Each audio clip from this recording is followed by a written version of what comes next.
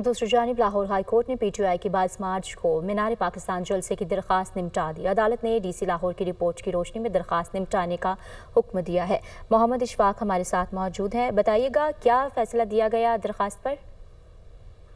जी बिल्कुल, Lahore high court के justice Farooq Haider ने तहरीक इंसाफ के रहनुमा अकमल खान बारी की दरख्वास्त पर समाअत की, जिसमें ये इस्तदा की गई थी कि 22 मार्च को मीनार पाकिस्तान पर PTI ने जलसा करना है और जलसे की इजाजत के लिए डिप्टी कमिश्नर को दरख्वास्त दी, लेकिन डिप्टी कमिश्नर अदालती हुक्म के बावजूद इकदाम नहीं कर रहे। दौरान समाअत आज डिप्टी कमिश्नर लाहौर ने जलसे की इजाजत से मुतल्लिक दरख्वास्त पर फैसला कर दिया और रिपोर्ट अदालत में जमा करवा दी, जिसमें यह कहा गया कि तहरीक इंसाफ को मीनार पाकिस्तान में जलसे की इजाजत नहीं दे सकते। डिप्टी कमिश्नर लाहौर ने जलसे की इजाजत की दरख्वास्त मुस्तरद की है।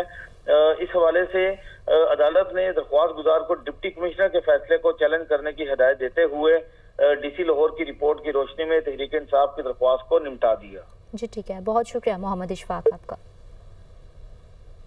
स्मोक और माहौलियाती आलूदगी के तदारुक के लिए दरखास्तों पर समाअत। लाहौर हाई कोर्ट का केस पर मज़ीद समाअत जुमा तक मुलतवी करने का हुक्म जारी किया गया है। अदालत ने PND को समरी पर जल्द अमल दरामद करवाने की हिदायत कर दी, जिसे शाहिद करीम ने रिमार्क्स दिए कि 4000 कारें इतनी छोटी सी जगह पर हों तो आलूदगी का क्या हाल होगा। बड़े अरसे के बाद लाहौर में ऐसा मौसम देख रहा हूँ कि रात को सितारे नजर आ रहे हैं। अदालत अहकामात पर अमल दरामद की रिपोर्ट आइंदा समाअत पर तलब कर ली।